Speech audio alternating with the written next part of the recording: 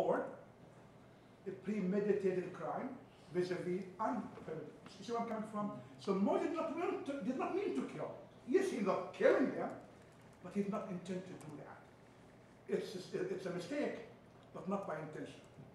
So this is how the scholars dealt with that, the problematic text, meaning how do you deal with it?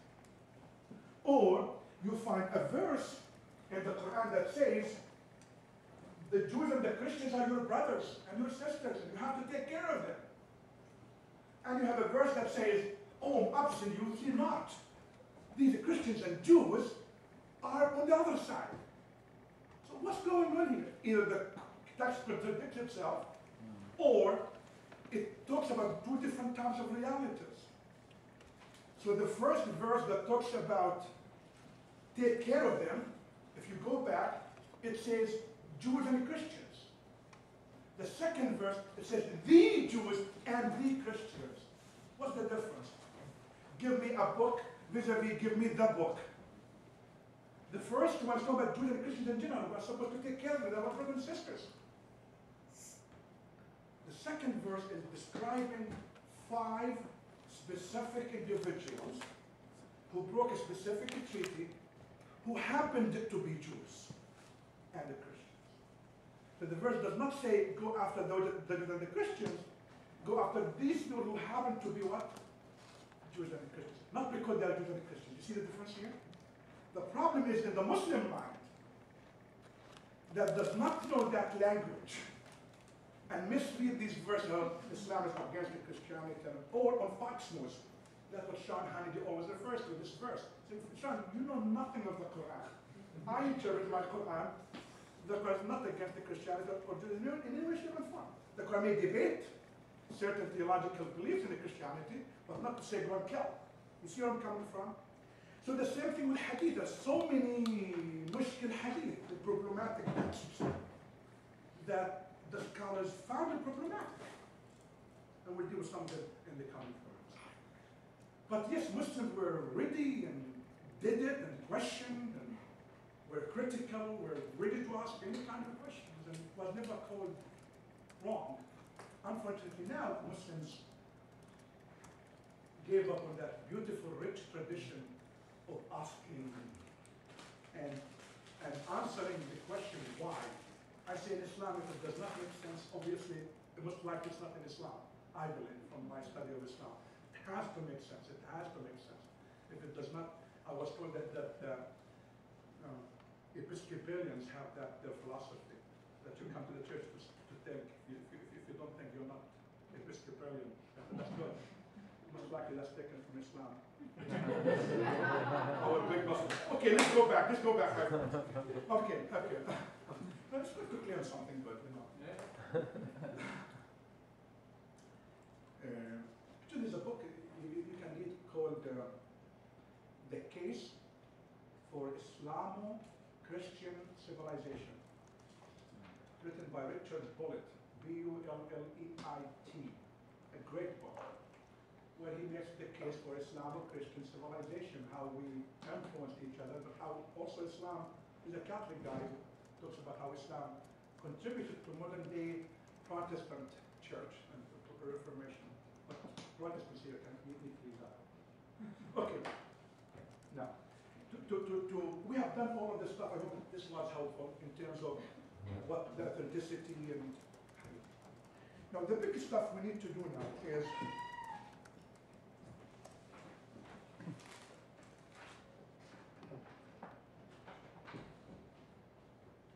The themes of the hadith. Hadith has themes to serve. There can be no hadith that does not meet or serve or speak about those. I'm pushing on my computer here, forgot that I have this here. Now I need to do this. Yes. These are important themes that hadith material tries to cover. Any hadith material has to speak about beliefs, addresses it, laws, rulings, what is halal, what's haram, what's authentic, what is unauthentic, what you can or cannot do, what is lawful or unlawful. Hadith material also covers a lot of manners and ethics, what morally is acceptable or unacceptable, what is moral, what is ethical, merits, behaviors, virtues. Hadith material is filled with Quranic commentary, filled. So every book of hadith has a chapter called Hadith al-Tafsir, the Hadith of Quranic interpretations, where the Prophet was directly asked, what does this verse mean? And a lot of history there, where the Prophet speaks about things that happened or things that will happen. There's a book, if you're interested, called The Muslim Jesus, for example, that was within one book. It's about 200 pages book, a good book.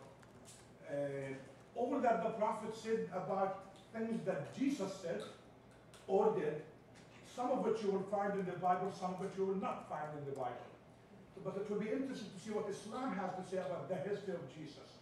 Quite interesting, actually. A lot of hadith is also describing the end of time. In other words, eschatology, what will happen at the end of time. Most of it really talks about Jesus' return. For those of you who don't know, according to Islam, Jesus will come back at the end of the time. This is what Muslims mean when we use the word Messiah. The Al-Masih, he's coming back at the end of time to establish the kingdom of justice and peace on earth. If Jesus is the Messiah of Islam in that way, not that through him salvation comes as being God and the Son of God, he brings salvation by his teachings. So is Moses, so is Muhammad. But he is still called the Al-Masih, the Messiah, who will come back at the end of time to establish that kingdom of justice and peace on earth. During my master's thesis at the seminary was about Jesus' return. So don't start me, that could be a big lecture. 158 pages about Jesus' return in Islam. That's interesting. Make some of you surprised. According to Islam, Jesus will come back to Damascus, not Jerusalem. And not Washington, D.C., I'm sorry. We think we're the center of the world, we're not. Other world is the center, you know. So he will come back to Damascus, but he will travel after that to Jerusalem, actually. But a lot of history there, we'll talk about it later if you want. So this is something to keep in mind. So this is what hadith material covers really, nothing more. Muhammad's, peace be with him, his what I call his 7 core values that you see throughout hadith and sunnah. And it has to be one of these. And it has to meet the demands of those values. And if it does not, then it's not. So according to the scholars of hadith, if it does not serve this agenda of these 7 values, it's not authentic, most likely. You see? So what's number 1? Worship none but God, the God of Abraham and Isaac. Advocate politics of justice. Promote economics of equity. Speak of covenant of community. No more tribal wars for money and materialism. No more dehumanization of women. People are equal before God and must be equal before the law. These are the 7 values that Imam Al-Farabi spoke about. These are the 7 values that Imam Ibn Farid spoke about. These are the 7 values that Imam Al-Izz ibn Abd al-Salam spoke about. The 3 of whom existed in different eras in our history. So these are the 7 values that hadith material covers. And if it is not there, if it's not here, if it does not contribute to those values, then one can start questioning the matn, the actual text of the hadith.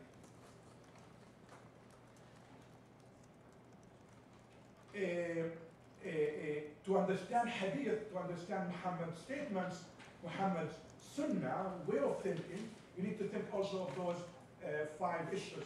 Muhammad paved the road for the freeing of slaves. I know some Muslims might be offended. We have to say sallallahu alayhi wa sallam. Upon him be peace. But I don't say that very often. I'm sorry. I say it in my heart, believe me, I love the Prophet. So, For those who are not Muslims here, Muslims have this way of either, every time you talk about a prophet of God, you pray for them, for their blessing and their peace. And so we're used to doing that. So I feel here it's redundant sometimes, so I'm sorry. So paved the road for the freedom of the slaves, empowered women to acquire knowledge and be economically independent, built relations with neighboring tribes, encouraged the pursuit of knowledge, spoke for the poor of Arabia and for the world. Muhammad was very clear about the establishment of maqasid al-shari'a, the objectives of sharia. What is sharia? Sharia is a body of paradigms and values that have to meet those 5 criteria, or at least 1 or 2. For anything to be called sharia oriented, it has to meet those 5 objectives called maqasid al-sharia in Arabic. It has to safeguard the faith and the right to religious practices. It has to safeguard the dignity and the honor of people, all people. It has to safeguard the wealth and people's right to accumulate wealth. It has to safeguard the mind and the intellect of people. It has to safeguard the land and the environment. So Muhammad, in other words, could say nothing that will undermine any of those 5 objectives. Is that in here somewhere? Yes, it should be. Yes. No, it's not. It's not. No, it's not.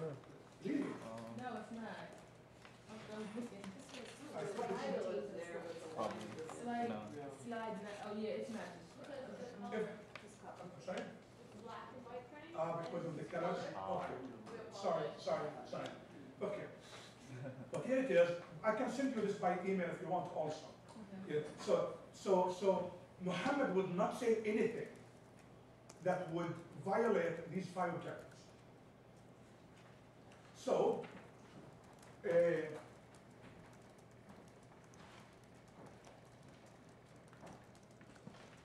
women's right, or like would Muhammad say something about اقتلوا اليهود حيث وجدتموهم, kill the Jews wherever you find them? What do you think? Objective number 1. What about objective number 2? The dignity and the honor of the human being. So he would not say that. So if you hear a hadith that violates one of these rules, it's not a hadith. So this is how scholars of hadith sort of judged or ruled or evaluated any given statement. If it violated any of these 5 objectives, it was going to be unauthentic on the basis not of isnad, but rather on the basis of matn, the actual text.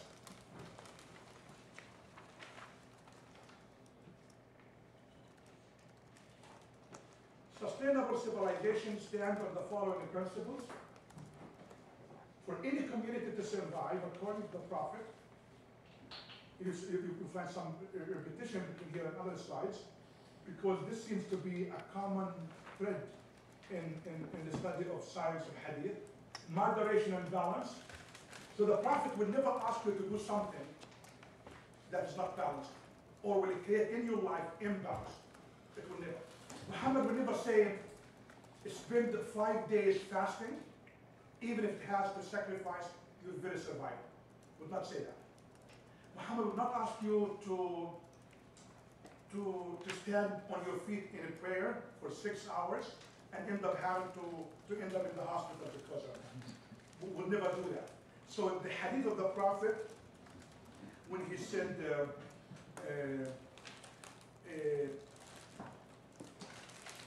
I am but a human being, I do have rights, my God has right upon me, my wife has right upon me, my body has right upon me, in an attempt to create that balance within his life.